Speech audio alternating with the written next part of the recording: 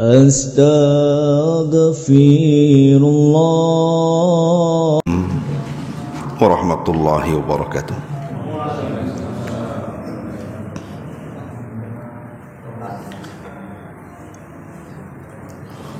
Alhamdulillah wassalatu wassalamu ala Rasulillah wa ala alihi wa sahbihi wa mawalah wa la hawla wa la quwata illa billahi wa ba'du.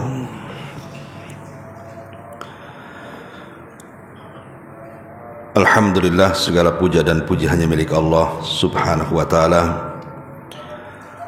Salat dan juga salam tetap kita hadiahkan kepada Rasul kita, qudwah kita, uswah kita, Rasul kita Muhammad sallallahu alaihi wa ala alihi wasallam. Hadirin dan hadirat yang dimuliakan Allah subhanahu wa ta'ala, alhamdulillah di subuh kali ini setelah melaksanakan kewajiban Allah subhanahu wa ta'ala, salat yang paling berat dilakukan orang-orang munafik, kembali kita bisa duduk untuk bertalabul ilmi.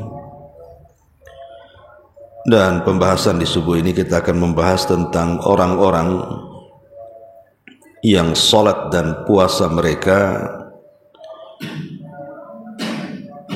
tidak diterima oleh Allah subhanahu wa ta'ala. Siapakah mereka? Kenapa penting sekali pembahasan ini? Karena kita tahu bahwa kedudukan salat itu dalam Islam sebagai tonggak daripada agama, dan puasa adalah satu dari rukun-rukun Islam. Artinya kalau kita kemudian melakukan dua ibadah mulia ini, kemudian hanya menggugurkan kewajiban tapi tidak mendapatkan pahala, tentu sebuah kerugian.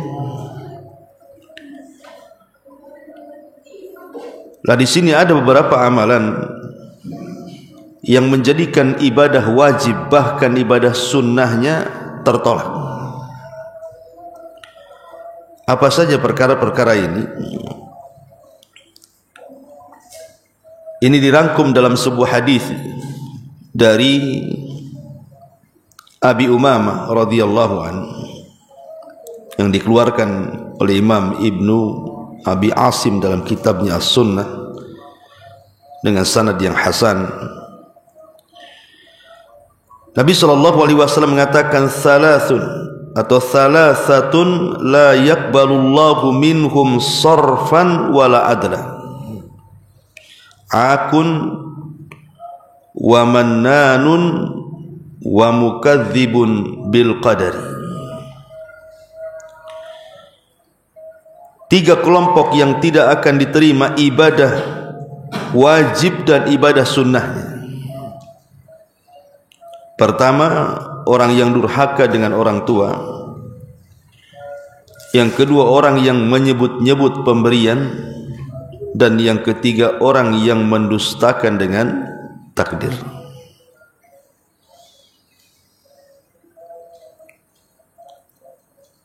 Ma'asyiral muslimin yang dimuliakan Allah Azza wa Jalla, di sini ada 3 poin.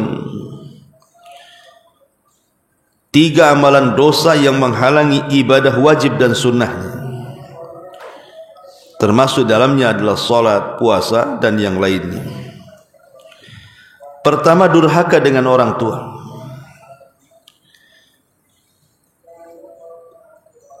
Abdullah bin Abbas radhiyallahu anhuma pernah ditanya, apa itu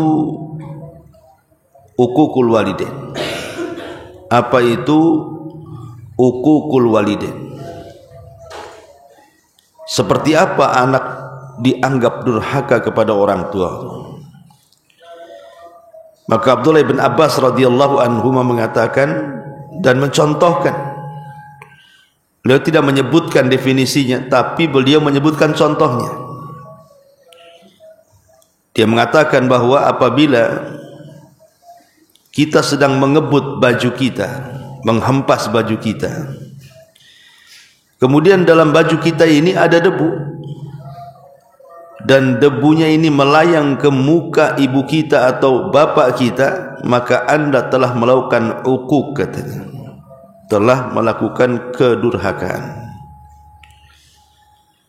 Hanya mengebutkan entah kain entah apa gitu kan, rupanya di kain atau di baju kita ini ada debunya. Tanpa sadar kemudian debu itu menghempas pula ke muka orang tua kita.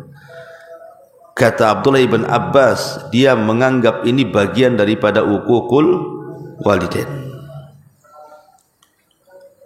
Artinya, padahal perkara-perkara seperti itu kan mungkin dianggap biasa. Kadang kita ngebut sesuatu di rumah kan, ada orang tua di situ. Tapi Ibnu Abbas memandang perkara yang seperti ini saja sudah dianggap uququl walidain. Apalagi lebih daripada ini, seperti membentak atau menyakiti dengan fisik atau mempermainkan perasaannya. Dan di zaman sekarang uququl walidain itu luar biasa, persis yang disabdakan Nabi sallallahu alaihi wasallam, antalidal amatu rabbataha. Ketika seorang budak melahirkan tuannya, ketika menyebutkan tanda-tanda kiamat.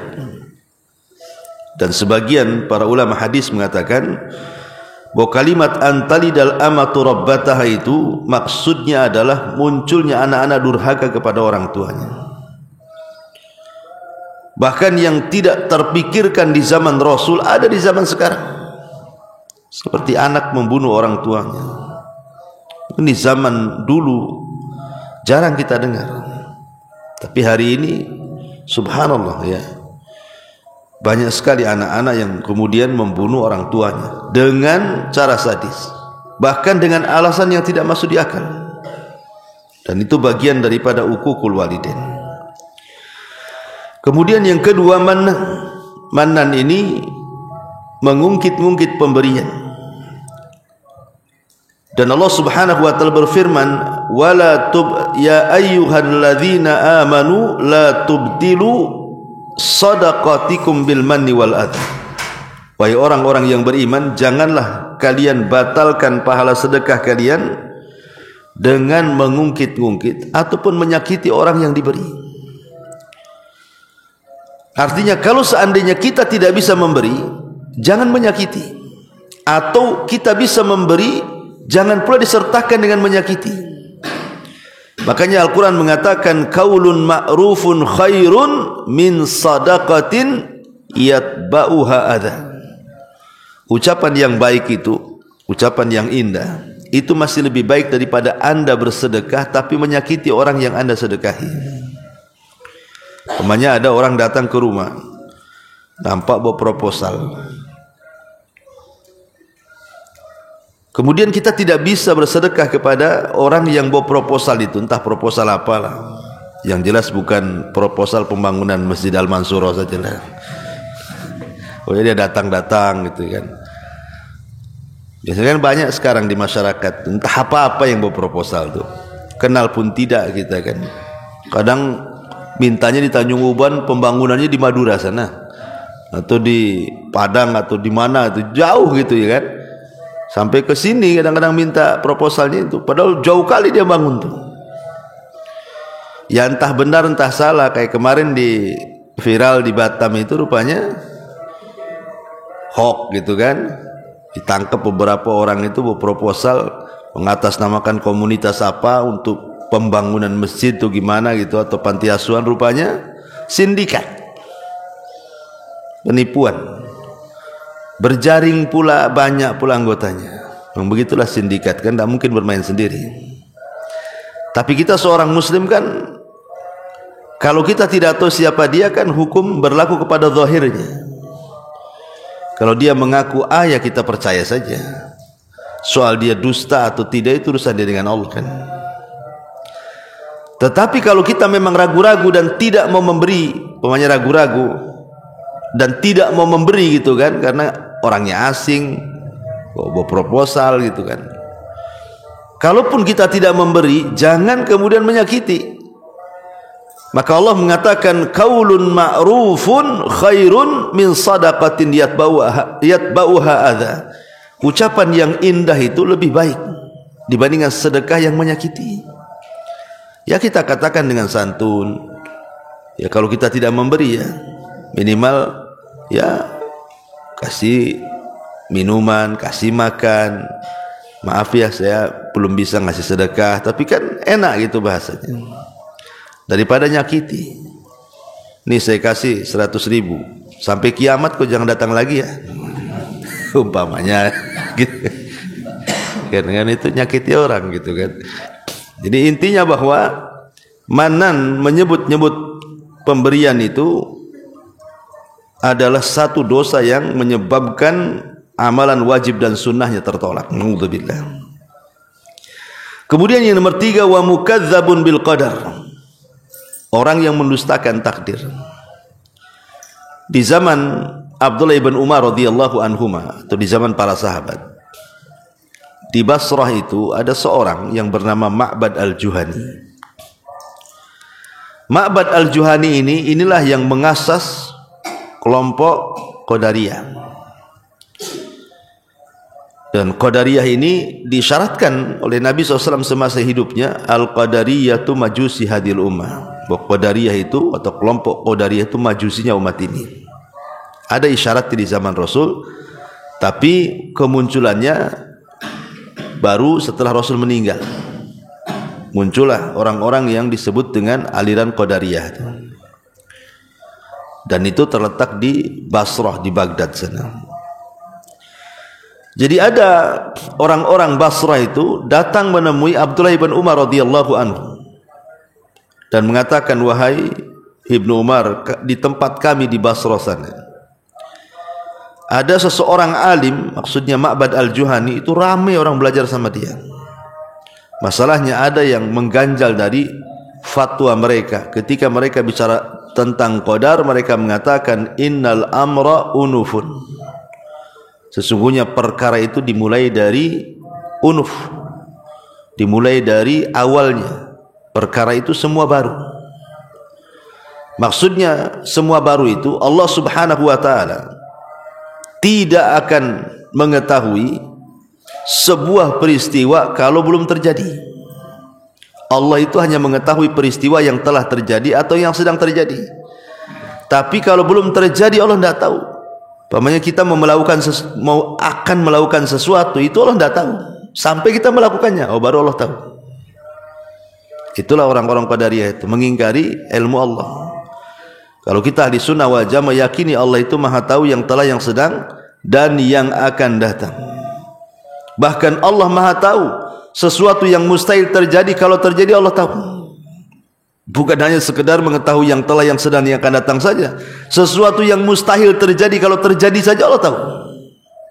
Seperti contohnya apa? Contohnya firman Allah Subhanahu wa ta'ala,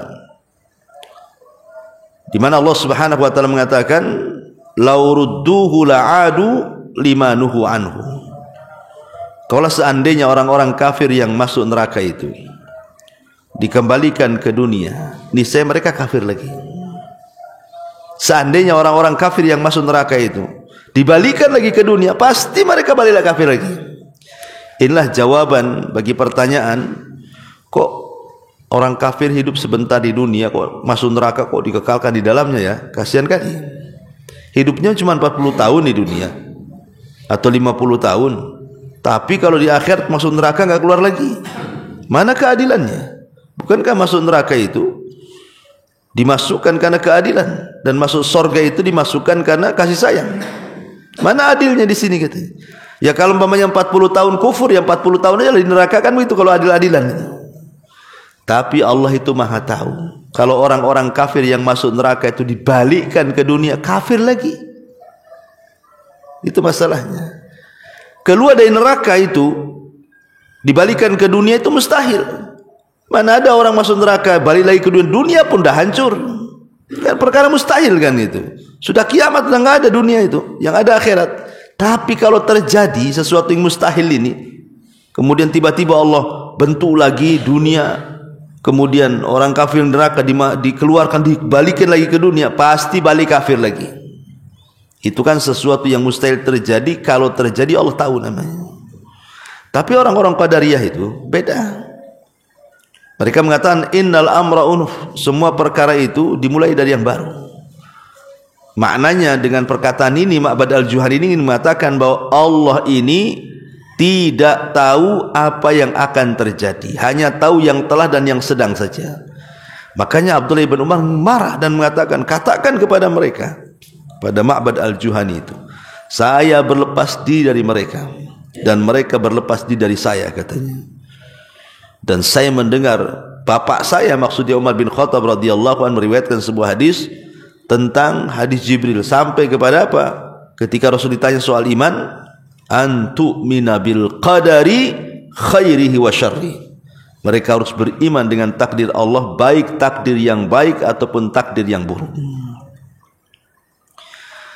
Ma'asyiral muslimin wal muslimat rahimani wa rahimakumullah. Bicara soal mengingkari takdir ini, ya kalau alhamdulillah mungkin orang-orang Qadariyah di zaman sekarang mungkin jarang kita temui ya. Karena umumnya alhamdulillah banyak ahli sunnah kan itu. Tetapi ada orang-orang yang tanpa sadar, mau tidak mau, sadar ataupun tidak, ucapannya itu menolak takdir. Dan itu banyak di masyarakat, orang-orang yang menolak takdir itu. Seperti mengatakan umpamanya dia tidak terima dengan nasib yang kurang baik yang Allah sedang ujikan kepada kita. Ya Allah, kenapa asik saya terus yang diuji ini kok, yang lain tidak, gitu kan? Kenapa anak saya terus yang sakit, kok anak lain kok sehat-sehat, ya? Kenapa usaha saya terus yang gulung-gulung tikar, kenapa yang lain bentang-bentang, gitu kan? Umpamanya seperti itu kan secara otomatis menolak takdir itu, menolak nasib yang Allah anugerahkan. Padahal kalau seandainya mereka paham bahwa terkadang Allah Subhanahu wa taala membuat orang sakit, itu ada hikmah. Sebab kalau dia sehat, jahat dia, maka dibuat sakit dulu biar dia sadar. Atau dibuat miskin dulu sama Allah itu, sebab kalau dia kaya melampaui batas nantinya. Atau mungkin sebaliknya, ada orang itu dibuat kaya sebab kalau dia miskin bisa kufur. Atau dibuat sehat kalau dia sakit melampau.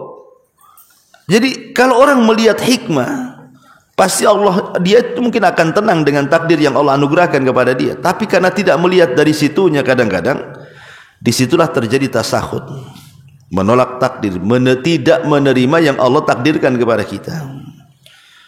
Padahal sekali lagi saya katakan hikmahnya, ada orang-orang yang Allah buat dia kaya, kalau dia miskin masalah.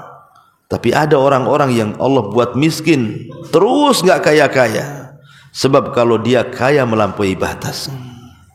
Hikmahnya di situ. Ya. Oh, kalau kita sakit, ya mungkin Allah sedang menguji saya, mungkin terlampau banyaklah dosa saya itu, biar Allah gugurkan dulu kan gitu. Dan saya kenal orang kaya itu, ikhwan. Ini saya ulang-ulang kisah ini, waktu saya di Yaman. Ada orang kaya itu luar biasa, ikhwan. Itu boleh dikatakan orang nomor berapa terkaya di Yaman itu. Rumahnya dekat istana tuh. Tapi luar biasa, itu yang orang kaya itu dikenal ahli puasa. Senin Kemisnya itu ahli puasa, nggak pernah tinggal. Kemudian ahli sholat malam, sholat malamnya nggak pernah tinggal. Kemudian dia hafid Quran lagi. Kemudian setiap subuh jam 3 tuh menjelang subuh, dia akan membuka sedekah. Jadi dia buka sedekah itu sepertiga malam akhir. Maka dari mana-mana datang itu, paling tidak satu malam itu bisa 100-200 orang yang berproposal tuh, setiap subuh tuh. Bayangkan coba, kita ini udah miskin, puasa tidak, sholat tidak, sedekah tidak, subuhnya telat-telat, udah ini. Tapi memang begitu, ada orang-orang kaya itu Allah berikan sebuah keistimewaan kan. Sebab kalau mungkin dimiskinkan gak seperti itu. Tapi ada sebaliknya. Ada waktu miskin itu subhanallah, mungkin ngaji paling depan, salat paling depan dalam saf pertama. Mulai Allah bentangkan kekayaan tuh. Yang tadinya ngaji seminggu sekali jadi sebulan sekali tuh. Maafin sama ustadznya. Maaf ustadz, saya baru buka cabang katanya.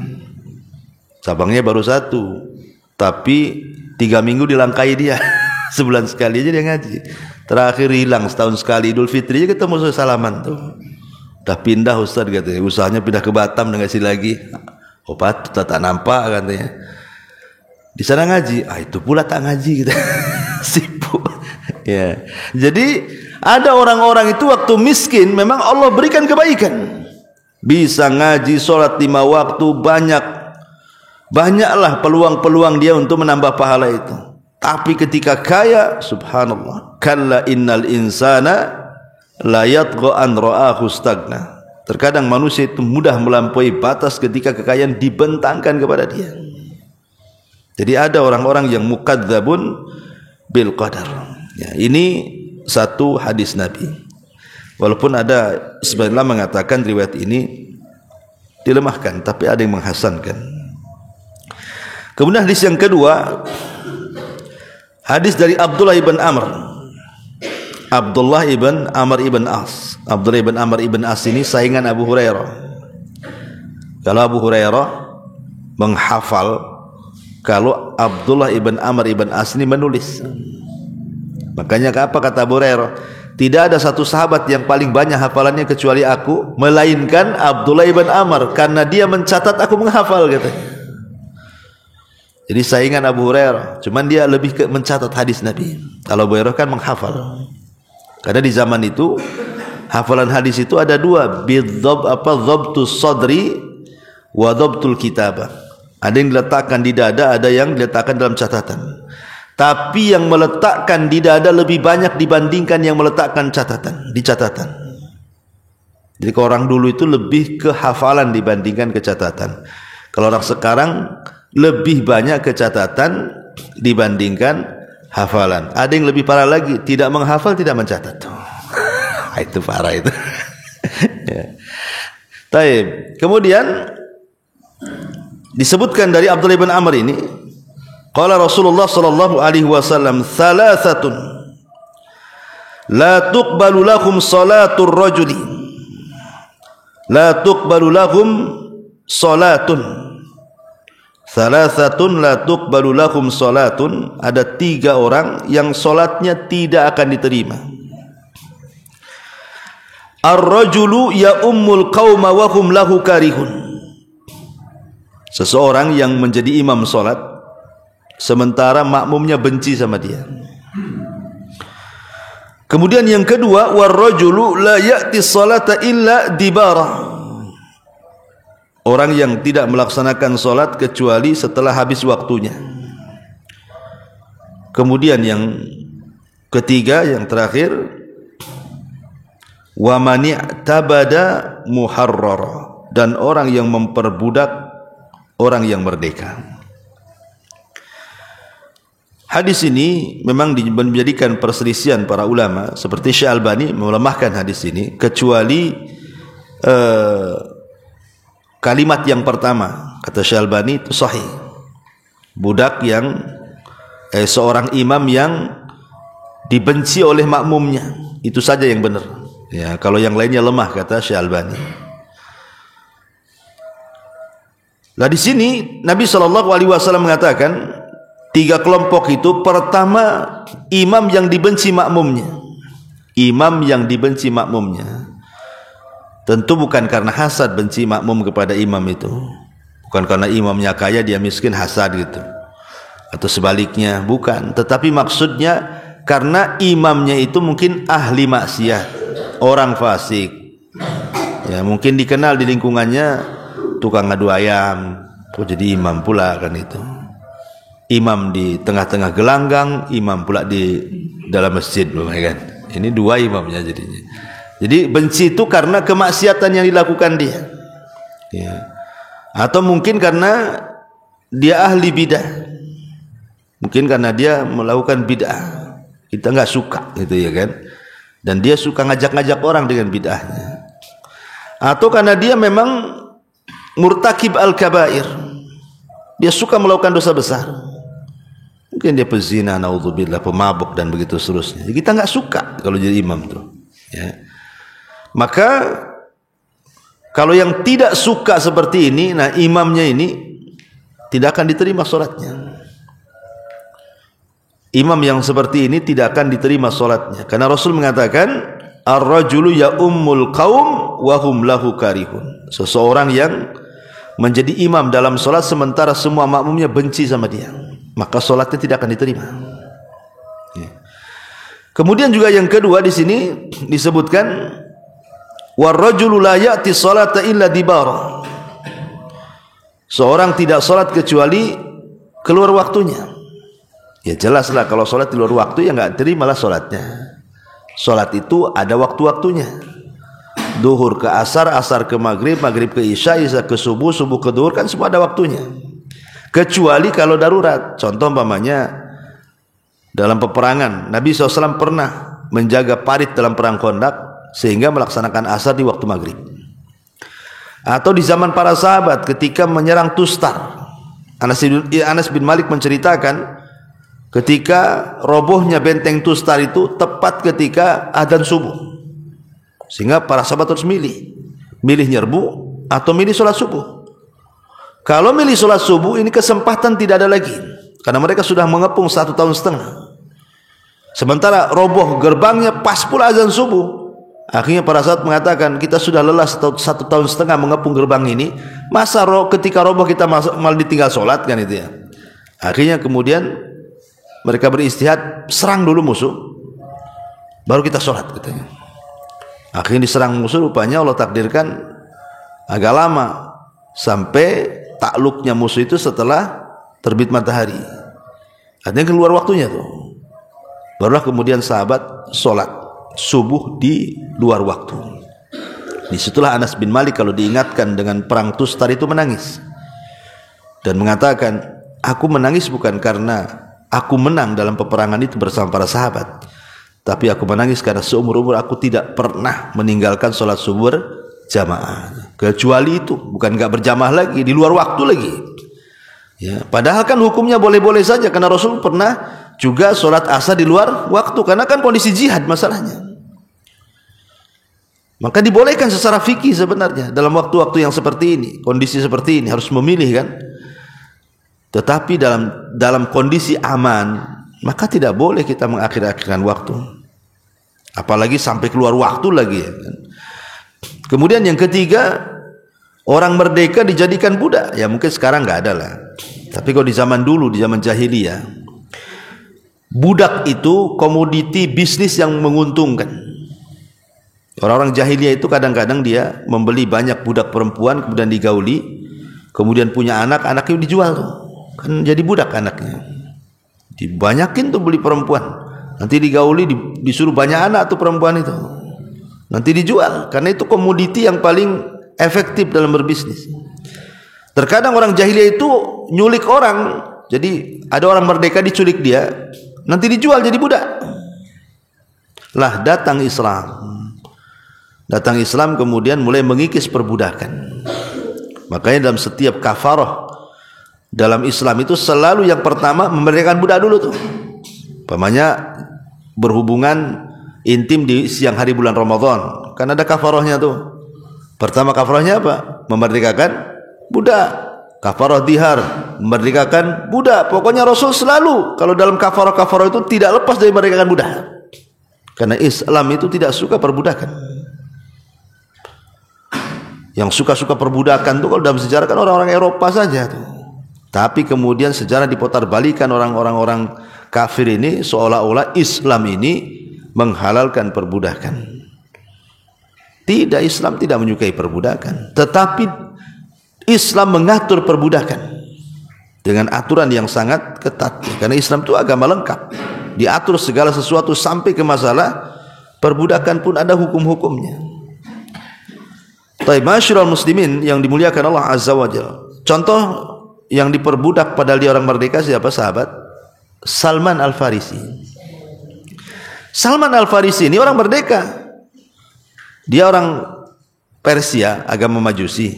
Kemudian ketika bapaknya memerintahkan dia untuk menjaga api, ya, jangan sampai padam, dari rumah ke tempat penjagaan api itu kan jauh, sehingga harus melewati gereja.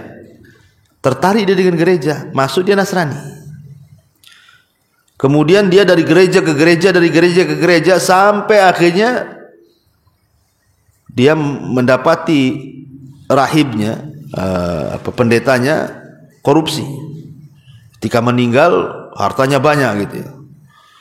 Kemudian mulai dia ragu-ragu, tapi dia ingin mencari kebenaran. Akhirnya jalan dari satu tempat ke tempat berikutnya sampai dapat bocoran dari pendeta bahwa akan muncul seorang nabi di tanah yang banyak pohon kurmanya. Kemudian dia punya uang sedikit, dia minta kepada kafilah dagang dari Arab supaya diantar ke tempat yang banyak pohon kurmanya itu. Bukannya kemudian diantar, sudah bayar duit sama orang Arab yang bawa ini, dijadikan budak pula dia, dijual sama orang Yahudi di Madinah. Salman Al-Farisi akhirnya jadi budaknya orang Yahudi lah. Padahal dia datang ke Madinah bukan budak kan itu ya. Tapi sama pedagang ini malah dijadikan budak, dijual sama orang Yahudi di Khaybar. Tapi justru disitulah pertemuan Salman Al-Farisi dengan Nabi Sallallahu Alaihi Wasallam. Akhirnya masuk Islam Salman Al-Farisi itu. Tapi lihat bagaimana orang Arab itu, jahiliyah maksudnya ya, mereka memperbudak yang merdeka. Itu solatnya tidak akan diterima dalam hadis ini. Kemudian juga ada riwayat yang lain, ada tambahannya adalah wa akhwan mutasarian. Akhwan mutasarian, sesama saudara saling bertengkar. Kemudian wa mra'atun batat wa zawjuha 'alaiha sakhit. Seorang suami, kemudian seorang istri yang tidur sementara suaminya sedang emosi. Mungkin suaminya minta jatah, istri nggak ngasih. Akhirnya dongkol suaminya. Istrinya ngorok, suaminya terpikir aja sampai subuh tak tidur. Nah itu juga wanita yang seperti ini tidak akan diterima sholatnya. Ya, dengar ibu-ibu ya.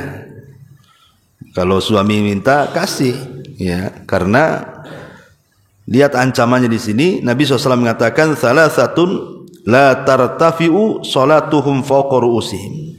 Ada 3 kelompok yang solatnya tidak akan diangkat di atas kepala mereka satu jengkal. Satu jengkal pun tidak akan diangkat, apalagi sampai ke langit gitu ya. Salah satunya adalah tadi imam yang dibenci makmumnya, kemudian 2 orang yang bersaudara selalu bertengkar, termasuk juga seorang wanita yang tertidur di malam hari sementara suaminya emosi karena jatahnya tidak dikasih. Karena begini ya, ini nasihat kepada ibu-ibu ya. Kalau memang ada halangan seperti haid ataupun nifas atau sakit parah gitu ya, ya wajar menolak gitu ya. Tapi kalau tidak ada halangan kemudian menolak hanya karena capek, lelah, letih, nggak ada mood atau gimana, maka itu bukan alasan. Sebab kalau suami cari makan bu, itu bisa beli. Suami cari pakaian bisa beli di mall. Tapi khusus pelayanan ini tidak bisa beli kecuali ke lokalisasi. Dan ini masuknya ke perzinahan. Sehingga tujuan suami menikah dengan seorang wanita itu kan salah satunya ifah. Ifah itu menjaga kehormatan supaya jangan berzina. Kan tujuan bapak-bapak nikah kan begitu. Supaya tersalurkan syahwatnya ke yang halal. Itu tujuan kita laki-laki menikah kan begitu. Tiba-tiba ketika syahwat yang hendak disalurkan itu tiba-tiba ditolak, berarti kan sudah tidak dapat tujuan pernikahan. Apa kemudian antum harus lari ke tempat lain, membayar wanita-wanita pelacur? Mustahil, haram ya. Kalau makan bisa dibayar COD ya kan, marketplace banyak kan gitu ya, Tokopedia macam bisa beli kan. Tapi khusus urusan ranjang ini nggak bisa dibeli bu. Mau beli kemana? Ya, barangnya ada di rumah. Jadi yang seperti ini harus dipahami bahwa seorang laki-laki tidak bisa ditolak, karena itu justru pahalanya di situ. Kalau ibu menolak itu justru dalam Islam disebut nusus. Nusus itulah menjadikan suami boleh tidak memberikan nafkah. Antum kalau ditolak sama istri, 1 hari itu jangan dikasih jajan. 2 hari tadi kasih, 2 hari tadi kasih jajan. 3 hari, sebulan jangan dikasih nafkah. Ya, karena itu nusus. Kalau dia menolak, jangan dikasih nafkah. Kelaparan, biarin aja. Ya. Taib. Kemudian di antara orang-orang yang juga ditolak kita, karena waktu juga kita baca secara singkat aja. Orang yang melakukan kezaliman di kota Madinah dan menakut-nakuti penduduknya, ini tidak akan diterima amalan wajib dan sunnahnya. Ataupun orang yang mendatangkan kebid'ahan di kota Madinah dan melindunginya, ini juga masuk dalam kategori tidak akan diterima amalan wajib dan sunnahnya. Kemudian juga orang yang manintasaba ila ghairi abi, ngaku-ngaku nasabnya orang padahal bukan. Dan ini banyak di masyarakat yang ngaku-ngaku nasab, namanya ngaku-ngaku keturunan Nabi padahal dia tidak punya nasab yang benar. Ya, padahal kalau kita tahu bahwa nasab-nasab ke Nabi itu kan jelas tuh ada badan khususnya, namanya badan nasab, ya kan? Kalau tidak masuk di badan itu, kemudian dia menyambung-nyambungkan nasab, nah itu namanya menasabkan kepada yang bukan bapaknya. Atau antum contoh yang lain, ngangkat anak, tiba-tiba bapaknya lain, tapi nasabnya ke antum yang menjadi bapak angkatnya. Kan banyak tuh di masyarakat kan, ngangkat anak dari bayi karena kadong sayang, nanti boleh jadi mungkin nanti bertabrakan di kakak, di ini, di itu, macam-macam. Akhirnya nasabnya dinasabkan ke bapak angkatnya. Tak boleh. Kenapa orang yang seperti ini dalam riwayat itu sampai dilaknat tuh? Karena nanti kalau seandainya nasab ini sembarangan dinasab-nasabkan kepada orang, itu konsekuensinya berat. Pertama, bicara soal mahram. Kalau bukan mahramnya, tiba-tiba dijadikan nasab masuk ke mahram, berarti kan namanya mahram kan boleh safar berdua. Namanya mahram kan bisa safar, bisa ikhtilat, bisa jabat tangan, ya kan? Dilarang menikah.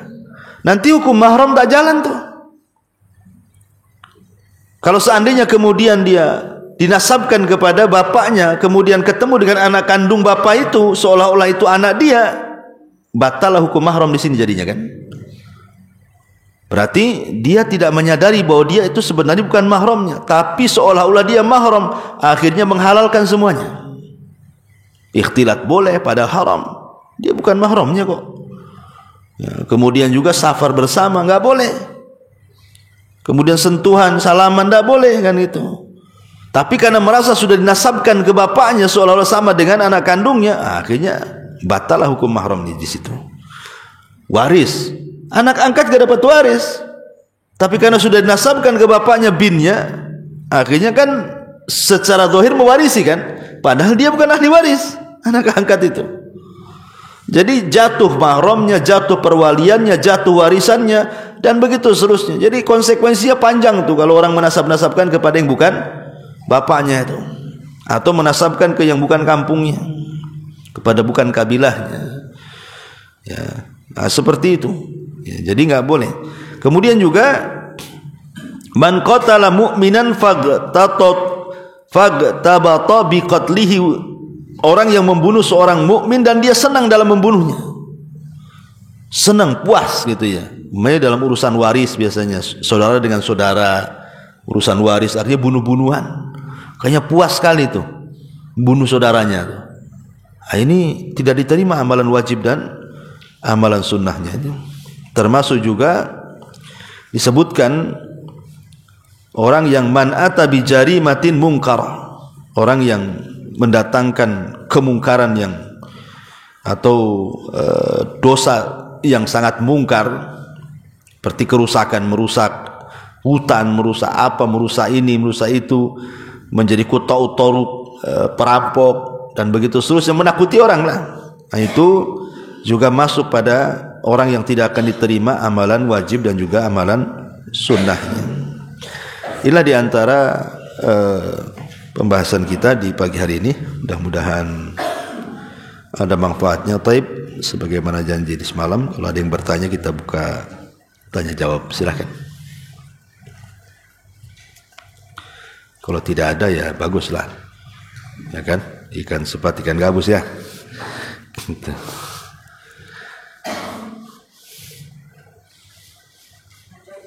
Iya.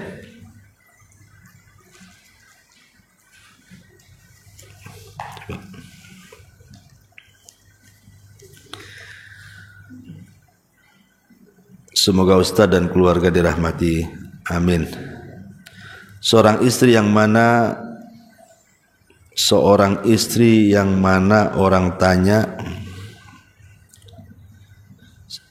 gimana nih? Seorang istri yang mama orang, ini orang apotek yang bisa baca nih. Resep. Tentar. Sakit di kampung tapi si istri tidak dapat izin dari suami. Oke, paham.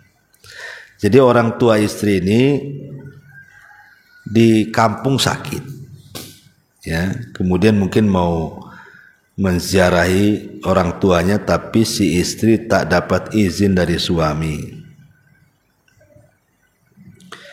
Yang diucapkan suami, saya yang mengurus anak sekolah, apa seperti ini termasuk durhaka kepada orang tua?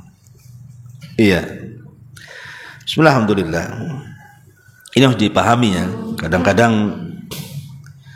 pernikahan itu bukan menghalangi berbuat baik kepada kedua orang tua.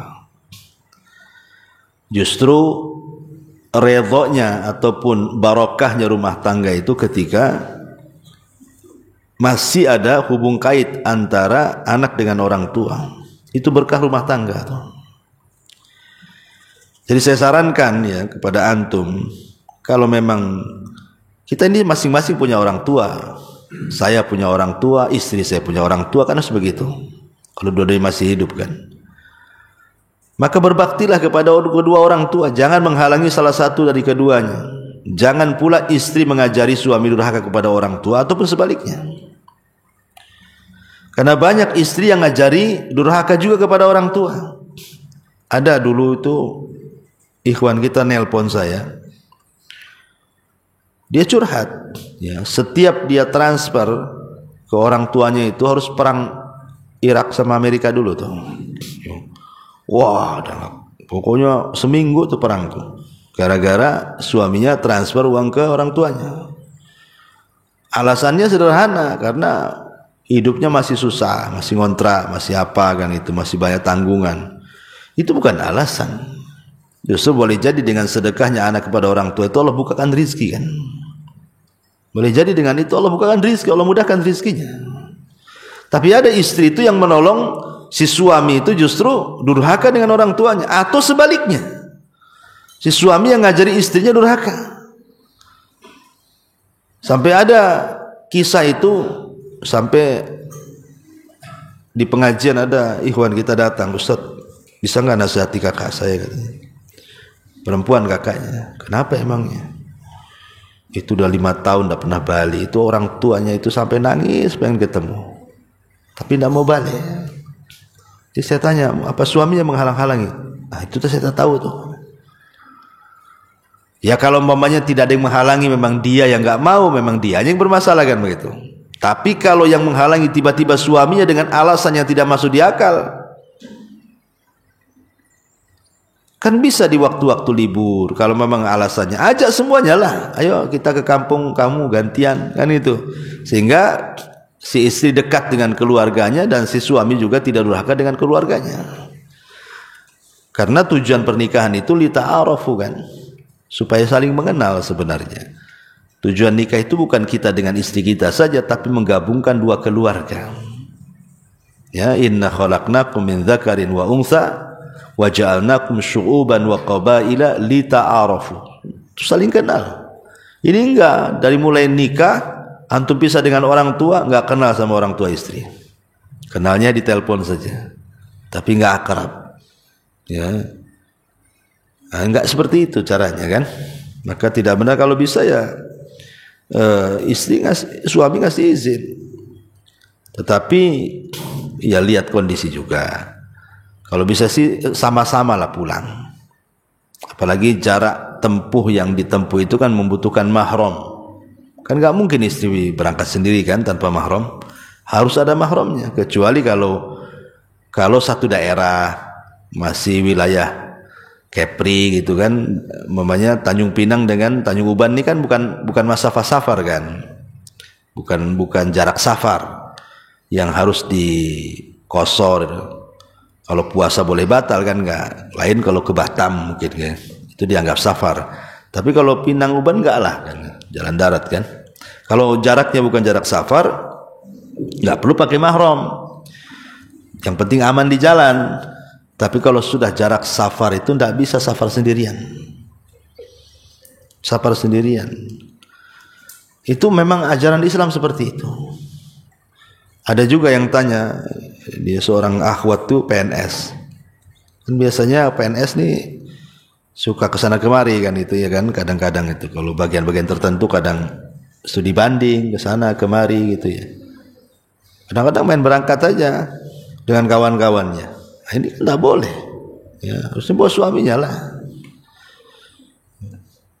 Jadi hal-hal yang seperti ini, kenapa kemudian akhirnya banyak perselingkuhan, banyak ini, banyak itu? Ya karena melanggar syariat itu tadi. Kemarin saya di WA itu, Ustadz, gimana hukumnya saya ikut reuni anak tahun 90-an itu apa itu? Pokoknya dia reuni anak SD lah. Kelas 6 tahun 90-an itu atau berapa gitu. Istrinya nggak ngizinin. Nggak boleh istrinya. Marah suaminya. Karena mungkin istrinya tahu, karena banyak kejadian habis reuni itu ketemu pacar lamanya kan. Itu kan banyak tuh. Banyak selingkuh-selingkuh gara-gara reuni itu. Ya, mungkin dulu waktu SD-nya culun-culun kok udah ganteng pula sekarang kan. Terus sebaliknya gitu kan, jadi pengusaha. Kan banyak yang seperti itu. Padahal dia ngaji. Saya bilang betul lah istri antum tuh. Nggak usah ikut. Apa faedahnya reuni di situ? Antum mau ceramah di situ diundang. Kalau hanya makan-makan nggak ada faedahnya apa? Kalau mau bawa keluarga, saya bilang kan, bawa anak istri antum, kenalkan. Bahwa antum sudah nikah. Ini sengaja pula berpura-pura bujangan antum situ kan. Ini kan masalah. Jadi ada juga yang gatal lah bahasa saya ini. Oh, Ikhwan gatal juga rupanya. Subhanallah, bukan orang awam aja, ikhwan dan ngaji pun masih juga gitu. Wallahu a'lam. Cukuplah. Subhanallah bihamdika asyhadu an la ilaha illa anta astaghfiruka wa atubu ilaik. Wallahu ta'ala alam. Assalamualaikum warahmatullahi wabarakatuh.